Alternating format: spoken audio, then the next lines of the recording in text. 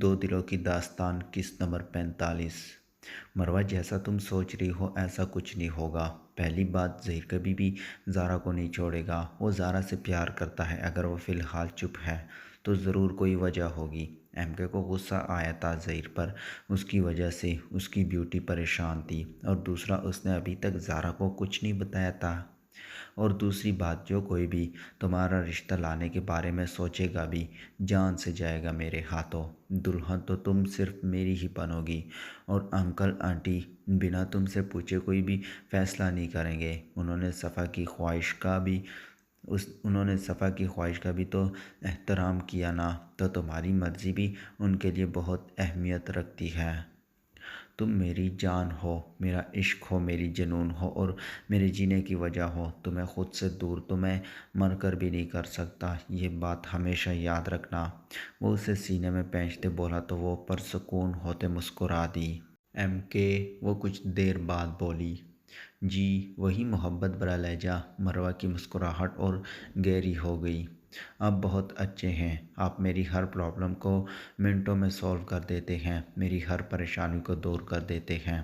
وہ اس کے سینے پر توڑی ٹکائی، اس کے گرد بازو ڈالے اس کی آنکھوں میں دیکھ رہی تھی۔ اس کی بات سن کر وہ مسکرا دیا تھا، کیونکہ میں اپنی زندگی کو پریشان نہیں دیکھ سکتا۔ میں کوشش کروں گا کبھی بھی کوئی بھی دکھ تمہارے نزدیک نہ آئے، زندگی میں تمہیں کبھی کوئی تکلیف نہ ہو، میری سانسوں میں بستی ہو تم۔ وہ اس کی ناک چومتے بولا تو وہ مسکرا دی۔ مجھے ایک بات تو بتائیں ایم کے، آپ اتنی اونچی کھڑکی سے کیسے آتے ہیں؟ میرا کمرہ 3rd فلور پر ہے، آپ کیسے اوپر چڑھ جاتے ہیں؟ اچانک ہی اسے یہ خیال آیا تھا۔ معصوم جانتی ہی نہیں تھی اس کی اصلیت، ورنہ یہ سوال نہ کرتی۔ مروہ جان نہ پوچھو، بہت محنت کرنی پڑی، میں نے ٹریننگ لی ہے باقاعدہ اونچائی پر چڑھنے کی۔ وہ اس کی معصومیت سے فائدہ اٹھاتے بولا تو وہ حیران ہوئی۔ آپ نے میرے کمرے تک آنے کے لیے ٹریننگ لی؟ وہ اس کی بات سن کر حیران ہی تو ہوئی تھی۔ وہ معصوم سی شکل بناتے سر ہاں میں ہلاتے بولا تو مروہ کو اس پر بہت پیار آیا تھا۔ کتنی محبت کرتا تھا اس کا ایم کے اس سے۔ آئندہ آپ یہاں نہ آیا کریں، وہ مزے سے بولی تو وہ سیریس ہوتے جھٹ سے سیدھا ہوا۔ کیوں؟ کسی دن آپ گر گئے اور آپ کو چوٹ لگ گئی تو؟ نہیں، آپ بس نہ آیا کریں، میں نہیں چاہتی آپ کو کچھ ہو، وہ معصومیت سے بولی تو ایم کے کو بہت پیاری لگی تھی۔ مجھے کچھ نہیں ہوگا، اب تو پریکٹس ہو گئی ہے، اور اگر تم سے نہ ملوں تو مجھے سکون ہی نہیں آتا، تو اس لیے یہاں آنا تو میں نہیں چھوڑ سکتا۔ وہ اسے اٹھاتا بیڈ پر آ بیٹھا، جبکہ مروہ اب اس کی گود میں بیٹھی تھی۔ ایم کے مجھے آپ کی نیلی آنکھیں بہت پسند ہیں، وہ اس کی دونوں آنکھوں کو چومتے اچانک بولی تو ایم کے مسکرا دیا۔ وہ نہیں جانتی تھی اس کا لمس ایم کے دھڑکنوں میں طوفان برپا کر دیتا ہے۔ اس کی زندگی بڑھ جاتی تھی اس کے چھونے سے۔ ایک سکون سا محسوس ہوتا تھا ایم کے کو اس کے لمس سے۔ اور مجھے میرا بچہ پورے کا پورا بہت بہت زیادہ پسند ہے، وہ اس کا ماتھا چومتے بولا۔ آپ کو پتہ ہے ایم کے، جو مابیر بھائی ہیں نا، ان کی آنکھیں بھی نیلی ہیں۔ کبھی کبھی مجھے ایسا لگتا ہے کہ آپ ہی سامنے بیٹھے ہیں، ان کی آنکھوں میں بہت پیاری ہے، ان کی آنکھیں بھی بہت پیاری ہیں، وہ مزے سے بولی تو مہابیر کو بہت غصہ آیا تھا۔ مانا کہ مہابیر وہی ایم کے تھا، لیکن مروہ کو کوئی حق نہیں پہنچتا تھا کہ وہ ایم کے کو چھوڑ کر مہابیر کی آنکھوں کی تعریف کرے۔ اور اس بات کا احساس مروہ کو اپنی کمر پر ایم کے کی سخت ہوتی گرفت سے ہوا تھا۔ تمہاری ہمت بھی کیسے ہوئی مروہ کسی اور کی تعریف کرنے کی؟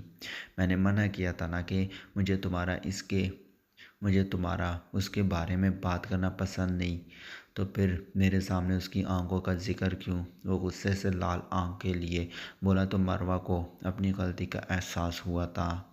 سوری ایم کے، میرا مطلب وہ نہیں تھا، آپ جانتے ہیں آپ میرے لیے کیا ہیں، میں بس ویسے ہی بول گئی، آئندہ ایسا نہیں ہوگا، پلیز غصہ مت ہوئیے گا۔ وہ اس کا چہرہ ہاتھوں میں بھرتے بولی تو وہ اسے گود سے اٹھاتے اٹھ کھڑا ہوا۔ اسے بہت غصہ آیا تھا مروہ پر۔ وہ چاہتا تھا اس کی زبان پر سوائے ایم کے کسی اور مرد کا نام نہ ہو۔ وہ اس معاملے میں بہت شدت پسند تھا۔ وہ جانے لگا جب مروہ نے ایک دم سے اس کا بازو پکڑا تھا۔ پلیز نہ مت جائیں ایسے ناراض ہو کر، مان رہی ہوں نا کہ غلطی ہو گئی، آئندہ نہیں کروں گی ایسی کوئی بھی بات، پلیز ناراض نہ ہو مجھ سے، وہ التجا کرتے بولی۔ میرا ہاتھ چھوڑو مروہ، مجھے جانے دو ورنہ غصے سے کچھ کر بیٹھوں گا، وہ تحمل سے بولا تھا ورنہ دل جل رہا تھا۔ وہ خود کو ہی خود کا رقیب مانتا تھا۔ نہیں آپ ایسا نہیں جا سکتے، میں سوری بول تو رہی ہوں، آئندہ ایسا نہیں ہوگا۔ ابھی وہ مزید کچھ کہتی کہ اس سے پہلے ہی وہ اس کا ہاتھ اپنے بازو سے ہٹاتے وہاں سے چلا گیا تھا، جبکہ وہ ششدر سی کڑی تھی۔ اسے یقین تھا وہ اسے روتا ہوا کبھی چھوڑ کر جا ہی نہیں سکتا، لیکن ایم کے کو نہ جانے اتنا غصہ کیوں آ گیا تھا۔ وہ گھر واپس آیا تو غصہ ویسا ہی تھا۔ ابھی تو وہ فرحان کے بارے میں نہیں جانتا تھا۔ اگر اسے پتہ چل جاتا کہ اس کی بیوٹی کا ایک دوست لڑکا بھی ہے تو نہ جانے وہ کیا کر دیتا۔ آج پہلی بار وہ مروہ سے ناراض ہو کر آیا تھا۔ نہ جانے کیوں اسے ایک دم سے اتنا غصہ آ گیا تھا، اس لیے وہ اسے روتا چھوڑ کر چلا آیا تھا، کیونکہ اگر وہ مزید وہاں رہتا تو کہیں مروہ کو کوئی نقصان نہ پہنچا دیتا، اس لیے وہ جلدی سے وہاں سے نکل آیا تھا۔ میری مروہ ایسا کیسے کر سکتی ہے؟ مانا کہ میں ہی ماہر ہوں، میں ہی ایم کے ہوں، لیکن اگر ماہر کا بھائی اور ہوتا اور اس کی آنکھیں بھی نیلی ہوتی تو کیا مروہ کو تب بھی اس کی آنکھیں اچھی لگتی؟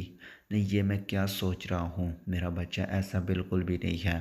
اسے اگر ماہر کی آنکھیں پسند آ بھی گئی ہے تو میری وجہ سے ہی آئی ہے، میری وجہ سے ہی آئی ہے نا، کیونکہ میری آنکھیں بھی نیلی ہے۔ لیکن سب دلیلوں کے بعد بھی اس کا غصہ ویسا ہی تھا۔ وہ ہڈی اتارتا وہیں بیڈ پر پھینکتے ٹھنڈے پانی سے شاور لینے چلا گیا۔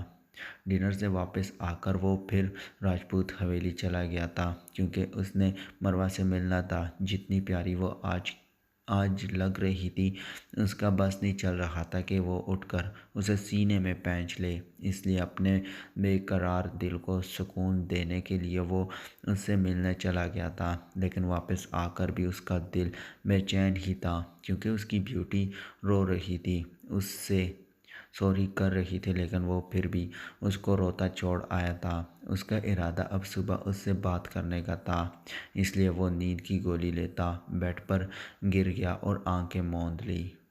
نیند کی وادیوں میں جانے سے پہلے اس کی آنکھوں میں مروہ کا ہی چہرہ تھا۔ میری گڑیا اکیلی بیٹھی ہے؟ ماہر فریش ہو کر نیچے آیا تو محمل اکیلی بیٹھی کوئی میگزین دیکھ رہی تھی، لیکن بیزاری چہرے پر صاف تھی۔ بھائی رات کو نیند نہیں آئی اور صبح جلدی اٹھنے کی عادت ہے، اس لیے اٹھ گئی، لیکن بہت بور ہو رہی تھی، شکر ہے آپ اٹھ گئے۔ بابا بھی صبح صبح چلے گئے، کہہ رہے تھے ہیڈ کوارٹر سے فون آیا تھا کہ کوئی ایمرجنسی میٹنگ ہے، اور بابا کے کچھ دیر بعد ہی مابیر بھائی بھی چلے گئے۔ وہ بولی تو ماہر نے اسے کندھے سے تانپتے سینے سے لگایا۔ سوری میری جان، مجھے پتہ ہوتا کہ میرا بیٹا اٹھ گیا ہے اور بور ہو رہا ہے ورنہ میں جلدی اٹھ جاتا، وہ اس کا سر چومتے پیار سے بولا۔ نہیں بھائی، ایسی کوئی بات نہیں ہے، آپ بھابھی کو اٹھا دے، پھر ناشتہ کریں گے مل کر، مجھے بھوک لگی ہے۔ ہاں اٹھ گئی ہے صفا، بس فریش ہو رہی تھی، تم ٹی وی دیکھو، تب تک میں کک سے کہتا ہوں ناشتہ لگائے۔ وہ پھر سے ایک بار اس کا سر چومتے وہاں سے اٹھ گیا۔ محمل یہاں آ کر بہت خوش تھی، اس کے بھائی، اس کی بھابھی سب اس سے بہت پیار کرتے تھے۔ وہ اپنے اللہ کی بہت شکر گزار تھی جس نے اسے اتنی اچھی بھابھی اور اتنے پیار کرنے والے بھائی دیے تھے۔ وہ شل سی کڑی سامنے پڑا لال ڈریس دیکھ رہی تھی، اچانک ہی اس کے سر پر بم پھوڑا تھا فاطمہ بیگم نے کہ آج شام کو اس کا نکاح ہے۔ لاکھ کوشش کے باوجود بھی زہیر سے اس کی کوئی بات نہ ہو سکی تھی، اور نہ ہی زہیر نے اس سے ملنے کی کوشش کی تھی۔ وہ زہیر سے بدگمان ہونے لگی تھی۔ کیا زہیر نے صرف اس کے ساتھ ٹائم پاس کیا تھا؟ وہ تو محبت کا دعوے دار تھا، تو اب کہاں تھی اس کی محبت؟ وہ کسی اور کی ہونے جا رہی تھی، اور زہیر کا صبح سے کوئی اتا پتہ نہ تھا۔ اسے سب سے بڑا دکھ تو اس بات کا تھا کہ اس کے گھر والوں نے ایک بار بھی اس سے نہ پوچھا کہ وہ کیا چاہتی ہے، اس کی کیا مرضی ہے۔ زندگی اس نے گزارنی تھی تو اس کی زندگی کا فیصلہ وہ لوگ اکیلے کیوں لے رہے تھے؟ ٹھیک ہے، جب زہر کو ہی کوئی پرواہ نہیں ہے اس رشتے کی، تو مجھے بھی کوئی ضرورت نہیں اس مردہ اور کھوکھلے رشتے پر آنسو بہانے کی۔ اپنے ماں باپ کا سر میں کبھی جھکنے نہیں دوں گی۔ اگر داجان اور باقی سب کو یہ رشتہ میرے لیے بہتر لگا ہے تو مجھے کوئی اعتراض نہیں اس نکاح سے۔ وہ آنسو صاف کرتے اٹل لہجے میں بولی۔ لال اور گولڈن کلر کا شرارہ جس پر گولڈن کلر کا کام تھا بہت ہی خوبصورت تھا۔ ہر ایک چیز لینے والے نے چن چن کر لی تھی۔ وہ دل مضبوط کرتے ڈریس اتھارٹی واش روم چلی گئی۔ کچھ ہی دیر بعد بیوٹیشن نے آ کر اس کے روپ کو مزید نکھار دیا تھا۔ دلہن بن کر وہ کوئی اور ہی زارا لگ رہی تھی۔ رونے کی وجہ سے آنکھیں سوج گئی تھی، جس کی وجہ سے لینس لگانے سے آنکھیں اور بھی لال ہو گئی تھی۔ نکاح کا انتظام گھر کے لان میں کیا گیا تھا۔ لان کو رنگ برنگ کمکموں سے سجایا گیا تھا۔ گولڈن اور لال گلاب کے پھولوں کی سجاوٹ نے ماحول کو اور بھی خوبصورت بنا دیا تھا۔ اگر زارا غور کرتی تو پتہ چلتا کہ سب کچھ اس کی پسند کا ہے۔ ایک بار زارا نے زہیر کو بتایا تھا کہ وہ اپنی شادی پر لال اور گولڈن پھولوں سے سجاوٹ کروائے گی، لیکن اسے کوئی ہوش ہوتا تو وہ کچھ غور کرتی۔ آئزل نے لمبا سا گھونگھٹ اڑا دیا تھا۔ مہندی بھی لمس نے زبردستی لگائی تھی۔ کچھ ہی دیر میں اس کا ہونے والا دولہا اس کے ساتھ آ بیٹھا تھا، لیکن اس نے اپنا جھکا سر اوپر نہ اٹھایا تھا۔ مولوی صاحب کے آنے پر داجان کی آواز اس کی سماعتوں سے ٹکرائی تھی، جو مولوی صاحب کو نکاح جلدی شروع کرنے کا بول رہے تھے۔ زارا راجپوت، آپ کا نکاح زہیر راجپوت سے 1 کروڑ حق مہر سکا رائج الوقت طے پایا ہے۔ کیا آپ کو یہ نکاح قبول ہے؟ زہیر کے نام پر اس نے بے ساختہ سر اوپر کو اٹھایا تھا۔ نظریں سامنے بیٹھے زہیر پر گئی تھی، جو مسکرا کر اسے ہی دیکھ رہا تھا۔ پھر باقی سب کو دیکھا جو مسکرا رہے تھے۔ ہاں، ساری ینگ پارٹی کو بھی کچھ دیر پہلے ہی داجان نے بتایا تھا، لیکن زارا کو بتانے سے منع کر دیا گیا تھا۔ زارا کا دل کیا پھوٹ پھوٹ کر رو پڑے۔ مطلب سب جانتے تھے اور سب نے مل کر اس کا مذاق بنایا تھا۔ سب مہمانوں کے سامنے تو وہ کچھ کہہ نہیں سکتی تھی، اس لیے چپ چاپ نکاح قبول کر لیا تھا، لیکن اس کی اسپاٹ آواز وہاں سب نے نوٹ کی تھی اور سب کے چہروں پر تھوڑی پریشانی آئی تھی، لیکن زہیر نے سب کو اشارہ کیا تھا تو وہ بھی کچھ پرسکون ہوئے۔ اسی طرح زہیر نے بھی اپنی زندگی کو اپنی زندگی میں قبول کیا تھا۔ زارا بنا کچھ کھائے پیے اندر چلی گئی تھی، جبکہ سب کو یہ کہا کہ وہ تھک گئی ہے، کچھ ریسٹ کرنا چاہتی ہے۔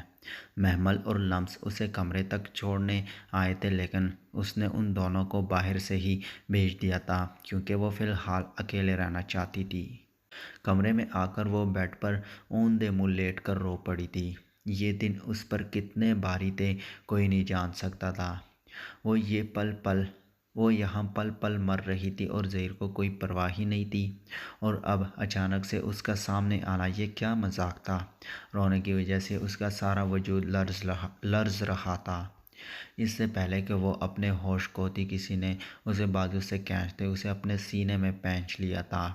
وہ جانتی تھی کہ اس وقت زہیر کے علاوہ کوئی بھی یہاں نہیں آ سکتا تھا، اور ایسی جرأت صرف زہیر راجپوت ہی کر سکتا تھا، لیکن پھر بھی اس نے زہیر کی گرد بازو کا حصار نہ بنایا بلکہ ہاتھ پہلوں میں گرائے بس خاموش کھڑی تھی، جسے محسوس کرتے زہیر نے اسے خود سے الگ کیا تھا۔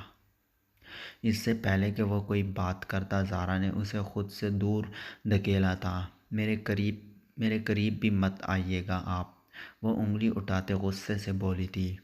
زہیر جانتا تھا کچھ ایسا ہی ری ایکشن ہونا تھا، اس لیے وہ چپ ہو گیا تھا، ورنہ جس طرح سے اس نے دکھا دیا تھا اس کا میٹر گما چکی تھی اس کی بیوی، لیکن یہ اس کا حق تھا تو وہ چپ تھا۔ بہت مزہ آتا ہے نا مجھے تڑپانے میں آپ کو؟ ایک کام کریں، مجھے ایک ہی دفعہ مار دے، بار بار مار کر مجھے دوہری اذیت مت دے۔ آپ کو کوئی فرق نہیں پڑتا نا کہ زارا جیے یا مرے؟ وہ برائی آواز میں بولی تو وہ تڑپ کر اس کے پاس آیا تھا۔ تمہیں میری زندگی بھی لگ جائے ایسا کیوں بول رہی ہو؟ وہ جیسے اس کے قریب آیا تو وہ اس سے 2 قدم پیچھے ہٹی۔ میرے قریب مت آئیے گا، کہا نا آپ سے۔ زارا میری بات سنو میری گڑیا، میں بس تم سے مذاق کر رہا تھا۔ میں چاہتا تھا تمہیں نکاح کے دن سرپرائز دوں، بس اسی لیے کسی نے بھی تمہیں کچھ نہیں بتایا، کیونکہ میں نے ہی سب کو منع کیا تھا۔ اور اور باقی سب کو بھی دا جان نے کچھ دیر پہلے بتایا۔ وہ بولا تو وہ تنزیہ ہنس دی۔ مذاق؟ اگر ان دنوں میں اپنے ساتھ کچھ کر لیتی تو کس سے نکاح کرتے آپ زہیر راجپوت؟ تب آپ کا مذاق کہاں جاتا؟ اگر مر جاتی تو کیا کرتے؟ وہ تلخ لہجے میں بولی تو زہیر کا صبر بھی جواب دے گیا تھا۔ تمہارے پیچھے پیچھے ہی قبر میں پہنچ جاتا۔ وہ اس کے دونوں بازو جکڑتے بولا۔ میں جانتا ہوں تم بہت ہرٹ ہوئی، مجھ سے بات کرنے کی کوشش کی، لیکن میں ہی اگنور کرتا رہا، اور کس دل سے کرتا رہا یہ صرف میں جانتا ہوں اور میرا رب جانتا ہے۔ میں جانتا ہوں تم میرا ویٹ کرتی رہی، لیکن میں نہیں آیا کیونکہ تمہیں سرپرائز دینا چاہتا تھا، لیکن اس کا یہ مطلب ہرگز نہیں تھا کہ زہیر راجپوت اپنے جینے کی وجہ کو کسی کے بھی حوالے کر دیتا۔ بھلا کوئی اپنے جینے کی وجہ کو بھی خود سے دور کرتا ہے کیا؟ وہ اسے ایک دم سے سینے میں پہنچتے بولا تو وہ اور بھی زور زور سے رونے لگی۔ بہت برے ہیں آپ زہیر، میں بہت ڈر گئی تھی، بہت برے برے خیال آ رہے تھے، آپ سے بدگمان ہونے لگی تھی میں۔ مجھے لگا کہ آپ کو تائی امی نے محمل سے شادی کرنے پر مجبور کیا ہوگا، اس لیے آپ میرے رشتے کی بات سن کر کچھ نہیں بولے اور نہ ہی بعد میں مجھ سے کوئی بات کی۔ آپ بالکل بھی اچھے نہیں ہیں۔ وہ اس کے سینے پر زور سے مکہ مارتے بولی تو زہیر نے اسے اور بھی سختی سے خود میں سما لیا تھا۔ سوری، میں تمہیں ہرٹ نہیں کرنا چاہتا تھا، لیکن میری وجہ سے تمہارا دل دکھا، اس کے لیے سوری۔ وہ اس کا سر چومتے بولا۔ سوری نہ کہیں پلیز، مجھے اچھا نہیں لگے گا، لیکن آئندہ ایسا مذاق مجھ سے مذاق میں بھی نہیں کیجیے گا۔ وہ اس کی گردن میں بازو ڈالتے بولی تو اس نے جھک کر اس کے دونوں آنکھیں چوم لیے۔ اس حرکت سے وہ لال ہو گئی تھی۔ یہ لو نکاح کا گفٹ۔ وہ جیب سے ایک خوبصورت سا بینڈل نکالتے بولا۔ اگر اجازت ہو تو پہنا سکتا ہوں؟ پوچھ تو ایسے رہے ہو جیسے تھوڑی دیر پہلے والی حرکت مجھ سے اجازت لے کر کی ہے۔ وہ غصے سے اسے گھورتے بولی تو وہ کہکا لگاتا خجل کر گیا تھا۔ اس طرح کی حرکتیں اب ہوتی رہے گی اور ہر بار تم سے اس کی اجازت توڑی نہ لوں گا۔ وہ اسے بینڈل پہناتے ہوئے بولا اور پھر جھک کر اس کے بینڈل پر اپنے لب رکھ دیے تو وہ شرماتی اس کے سینے میں چھپ گئی۔